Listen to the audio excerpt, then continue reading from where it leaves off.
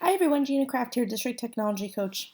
We're going to look today at Google Slides. I know that there are a lot of people that are starting to kind of transition from Smart Notebook into Google Slides, and so I just want to show you a couple of those different details with Google Slides to kind of get you a little bit familiar with it.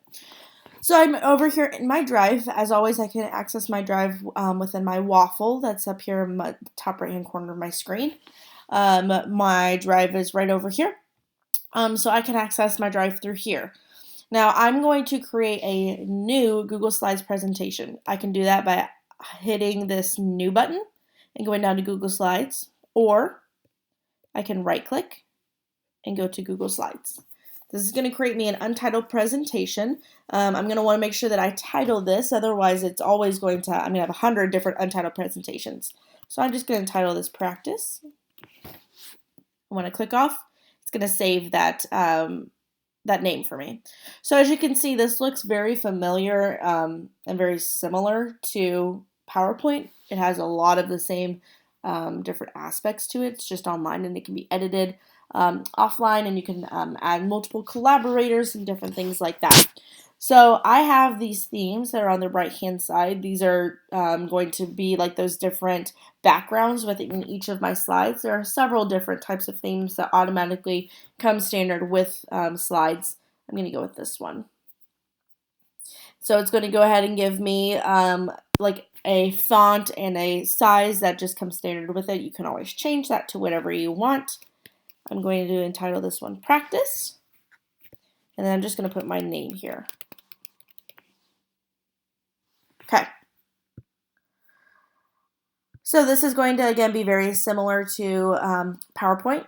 I can add new slides by adding this little plus sign right here.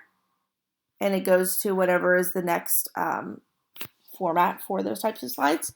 I could also right click and I could duplicate this slide, or I could do a new slide from there as well. So very similar. You also have like transitions that you can add from slide to slide. They come standard with no transitions added to them, but you can easily put a transition. So maybe I want to put this dissolve transition on my first slide. I don't want it to be too fast, so I'm going to do, let's do right there. And I'm going to hit play. Okay, so that's what it would look like if I add in this transition. But maybe I don't like that one, and so I want to change it here, and I want to apply that to all of my slides. I want them all to do the same thing.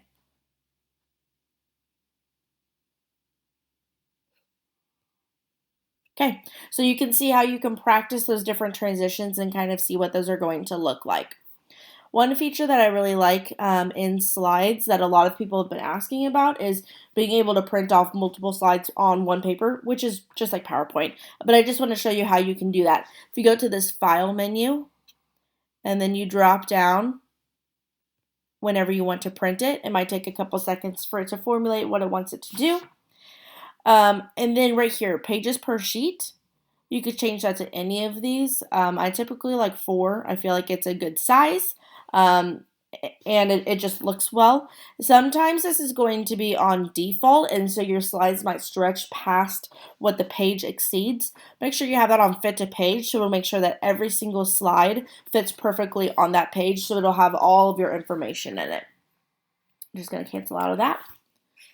And then another great feature, again, is like with most Google functions within the G Suite, you can have multiple collaborators on it. So if I am working on some presentation that Amanda and I are going to be doing together, I would add Amanda as a collaborator. But maybe I want, and I have that on, she can edit it.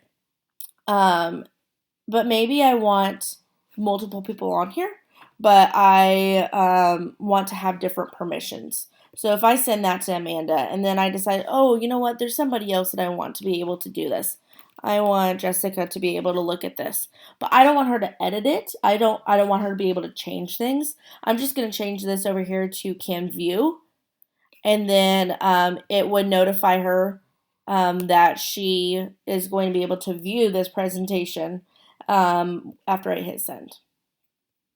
So just like a lot of those functions, you can have multiple people on here working on the same thing.